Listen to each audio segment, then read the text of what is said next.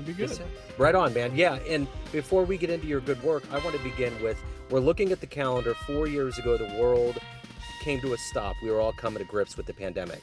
How did Yes. you survive that time period and how did it change you? It was very difficult. That time period for me was a time period where I'm used to going out and doing a lot of different things in my life. And I had to stop and sit at home and not being able to go anywhere. I ended up really, it was a self-reflection of myself because I would sit in the house sometimes and I'd be like, I just got to get out. I don't know what I need to do, but I need to get out of here. Yeah. And during that time, I found out that maybe in a lot of times when I may have been feeling a particular way about something, I would just move on to the next thing instead of sitting with myself and probably processing, hey, you know what? This is something you need to think about a little more, get a little more introspection about. And so that changed me. And of course, also during the pandemic time, it was around September is when I first came up with the idea to actually write this book, which is Produced on Purpose.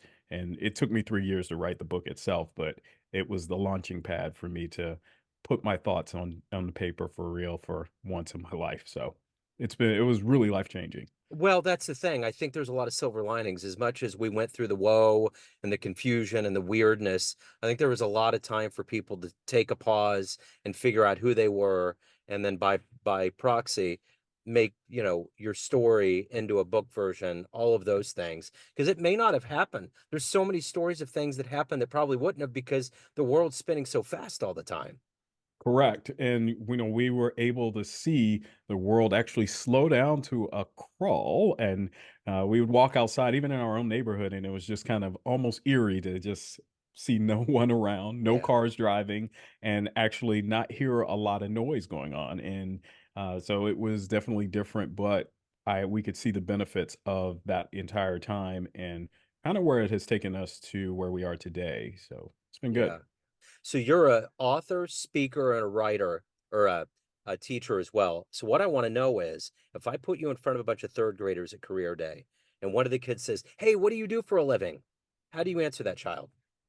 Well, I tell them that I write stories and tell stories, and I enjoy telling stories in a way that really captures people. So if it's going to capture you, it's going to capture your emotion, it's going to capture you in a way that you can understand.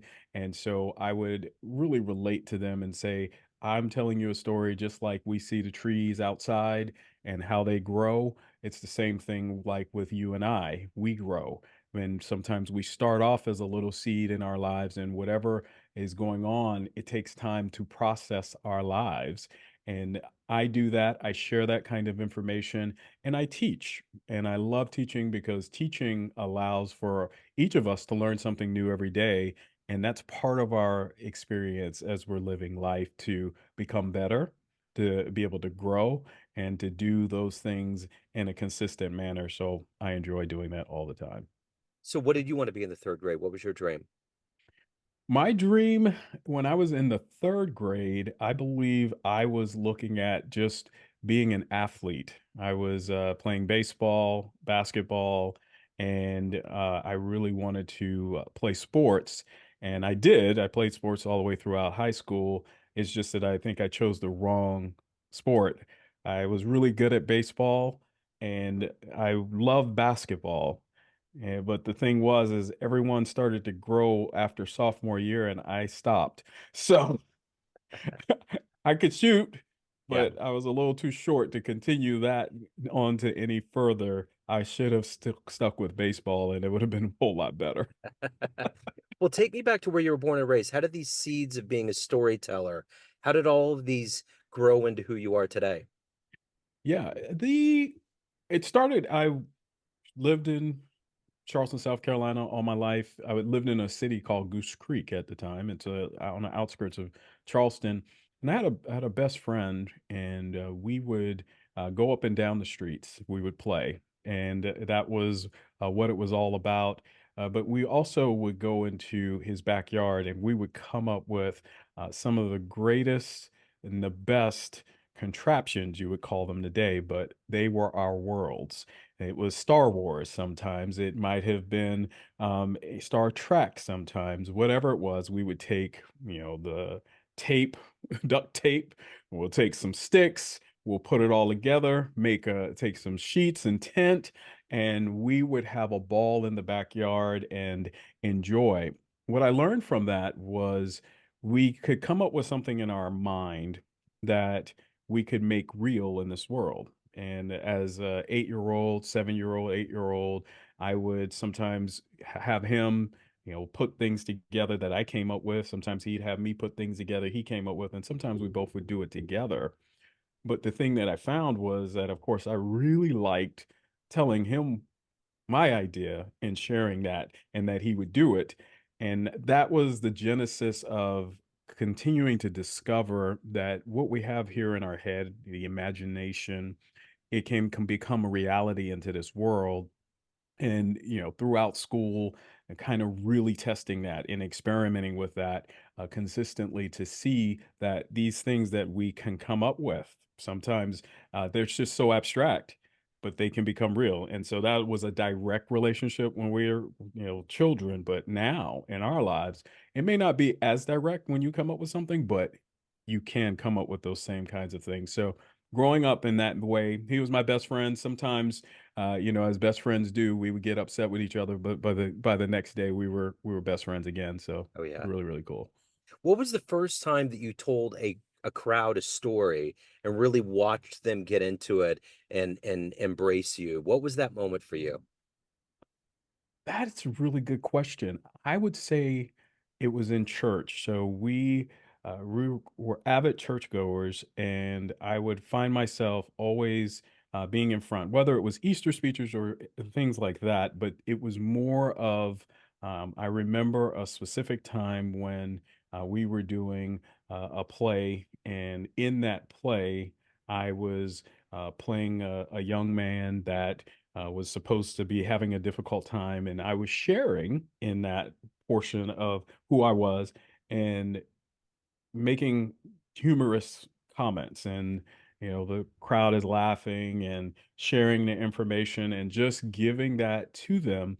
It sparked something inside of me to be able to say, you know what, I like this. I like being able to share information, to be able to have people laugh, and also have people be intrigued by what I was saying. And so I would say that was the genesis of me finally getting out in front of people and then starting to speak. But I was probably 6 or 7 at the time when that was happening. Okay. So who's been a hero for you, an inspiration in your life? I would have to say one of my heroes is my grandfather. My grandfather, was the pastor of our church, and he would consistently share how we were supposed to do things and how we were supposed to live. But he started off as a iceman, and so when I say iceman, he actually I would watch him. Sometimes he would have a truck, and it would be a block of ice that they put in ice boxes, and to me, he was a Superman because he could pick up, I think they were about 300 pounds at the time, and he would do that. So as a young man, I would see him doing those things, and he would take it to houses and all of that. But I also saw his progression from being an Iceman to a pastor and leading a pretty large congregation of people in leadership. And from that, he also taught me how I could do the same thing. And it's been a crazy ride to watch him grow and then say, "Man, you done that," and he would encourage me as well as I was growing up, and continues to encourage me to the day till this day. I mean, he's 91 right now, Wow. and so it's really Right cool. on. Yeah, So if you could meet anybody alive on the planet right now that you find fascinating, who would yeah. it be? Who would you love to meet and talk to? I would have to say I would like to see President Obama. I think Yeah. I would love to talk to him, ask him specific questions about how is it to be the first at something.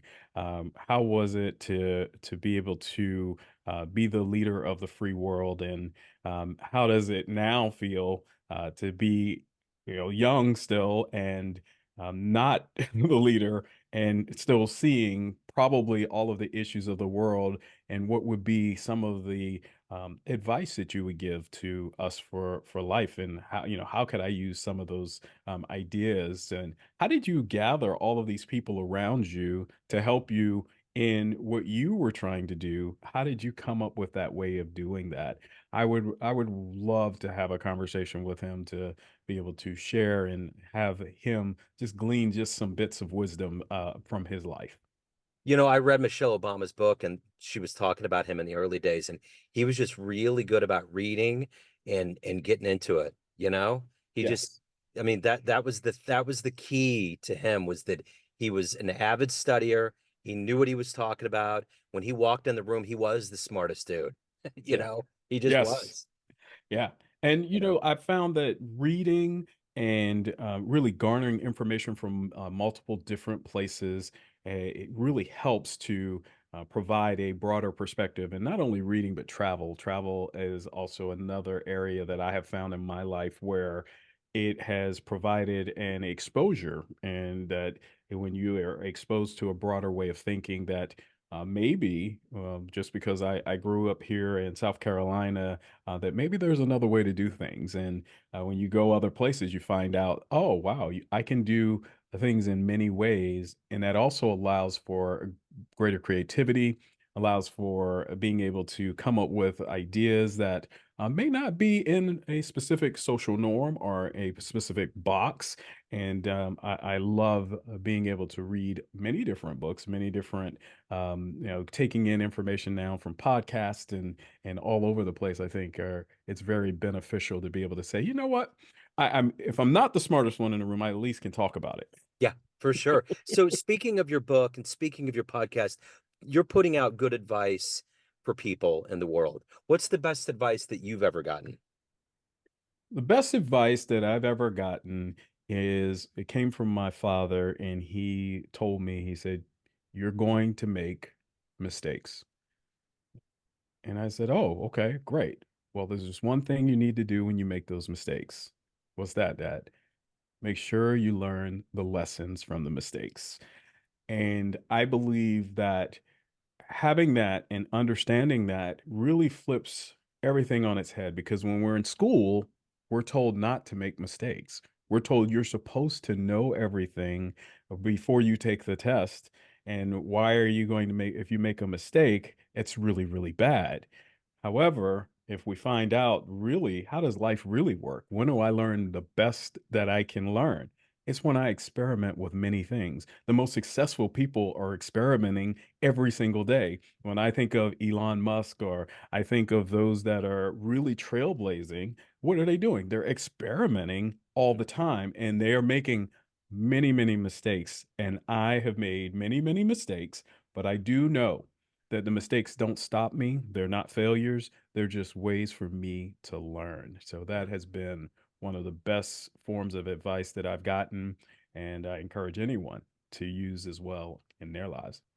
So, what gets you out of bed every day? What is the motivator for you to do the work that you do, to move people, and to also evolve as a human being? The best thing and what drives me is I've heard from so many people that in the mornings, they wake up and they're not happy with their life. They're not happy with their day. They are waking up and they're despising what they have to look forward to in their day. And one of the things that I want to bring to this world as much as I can with the gifting that I have is to be able to share that it doesn't have to be that way. That we can all wake up every morning with joy in our hearts. We can have love. We can be able to have this feeling of peace, even if our circumstances are not quite what we want them to be at this moment, or that there are issues. One thing I have learned is that things change. I can say that I don't want anything to change, but no matter what I do, I look outside my window right now, I'm looking at grass. That grass is going to grow, but the grass that's there right now was not the grass that was there a month ago or a year ago. It is a different pieces of grass, whether it was cut and grown. And it's the same thing with us. We have all evolved, all have changed. And that's the same thing. Anything we're going through is temporary. And so, if we focus on and put our attention on things that will cause us to say that we're down and that we're out and that we can't move forward, that to me is a doomsday type of narrative. And we can have a better narrative than that. And that's part of what I've written in my book and produce on purpose to experience life being the real you is that I don't have to show up in different situations as a different person. So I don't have to put a mask on when I'm with one area of one people or some other area with another person. I can begin to take those masks off and not change. I can be authentically who I'm supposed to be. And that's going to make me so much more excited to wake up every morning, to have joy, to know that I have a purpose, that I have a meaning in what I do in my life. And it's exciting because there are possibilities that are out here. Every single day we wake up, there's a possibility for you to make a big difference by using the gifts that you have within inside of you. So, as someone that's a storyteller that moves audiences, what's the best speech or story you've ever witnessed from somebody delivered to an audience? Wow. The best story. Hmm. I always like I have so many. There are many, many stories. But I do like the story, and I'll probably butcher it today, but it was about a king, and that he was a ruler in a town, and what he had gotten upset because he really wanted to make sure that everything in the town was green. And so what he did, since he was the king, he utilized all of the people that were around him to start painting the entire town green. However, at the time, there was, of course, a wise man, like there always is, in the town. And he came to the king and he said, "What are you doing? Why are you painting the entire town in the kingdom green?" And he said, "Because I need every time that I look, that I want to see everything green." And he said, "Well, what if you could just take a pair of glasses and put them on?" He put them on with the green lenses. And he said, "Whoa, wait a minute. Everything's green. No longer, no more effort. All the king needed to do was change his perspective." Yeah, And sometimes that's what it is for us. It's not so much that we need to put so much effort into this world in all the things that we do, but if we would just take a moment, take a time and say, "Can I change my perspective on the way that I'm living, on the my life, on how things are going?" And you will have to have everybody around you painting everything green. You will have a new perspective, and it was just a change that you needed to make, not make everyone else around you yeah, miserable because of something you wanted in your life. yeah. Wow, well said. So let me ask you this, of all the things that you've done in your life, what are you the proudest of?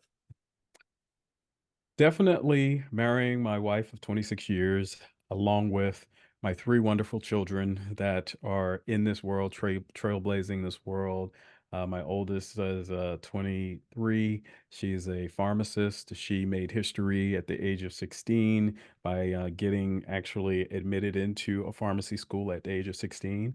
My Yeah, son, he's in college right now, and yeah, hopefully he'll be getting out at the end of this year. And then I have a daughter who is 17, and she is on almost a senior. So we are so excited about the great things that they're doing. And I think passing on what we understand in this world to them, one of the greatest accomplishments, and sharing that love that we found with them, and then, of course, with this world. But that's been definitely my greatest accomplishment. so everyone has a perception of you, family, friends, your readers, everyone that you speak to, but you run the show. What's your perception of you? Who do you think you are? I would say that I am a compassionate person, one who empathizes with this world and those that are around.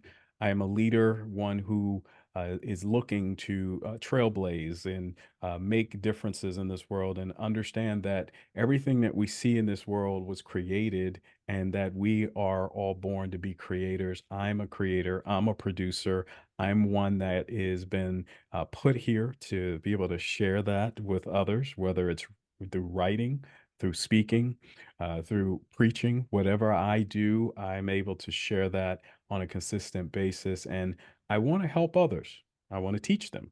I love taking something that is extremely complex, breaking it down, and people say, "Oh, I never thought about it that way." And being able to have them say, "Wow, this is something I can use in my life, and it changed me forevermore." So if anyone wants to pick up Produce on Purpose, listen to your podcast, learn more about you, reach out, what's the best way to do that? The best way is go to randyadkinsjr.com. There you will find all information about my social media. You will find information about this wonderful book, Produce on Purpose, Experience Life Being the Real You. Also, you can check out the podcast. I have videos as well that are from my YouTube channel and elsewhere. And I would love to hear and connect with anyone at randyadkinsjr.com. Leave a message. I love feedback, and it's been wonderful. So let's leave on a high note here. We get off this call, time machine pulls up in front of your house. As a former athlete, if you could see one game, one sporting event with your own eyes in the history of sport, where are you going? Oh, what a good one. I would probably have to say, gosh, there have been so many different sporting events. I think I would have to go with boxing, and I'd have to go with the greatest that ever lived, between Muhammad Ali and I believe it was the Thriller in Manila. I would probably want to go there and just check it out and see the fanfare. There was a lot of talking and a lot of boisterous talk about it, and actually see that in person. I think it would be just phenomenal. Before my time, but I think it would have been a great place to be. Man, I wish I would have caught some of that. I just read a book or listened to a book that was kind of an addendum to a biography his biographer wrote. And just the things that he did, the amount of influence he had, the way that he embraced being a celebrity and changing everybody and walking through neighborhoods. Man, that was a good dude, like at his Yes. core. Yeah, So, and I mean he had the confidence that it just exuded, and no matter who was around him, he was changing them as he was just speaking. yeah, he was just being him. Yeah. Yeah. Man, Randy, this has been wonderful. Thank you. Keep giving the light to the world, man. Thank you for your work. Thank you for your time. Thank you, Joe. I appreciate it. Thank you for having me on. Yes, sir. Thank you.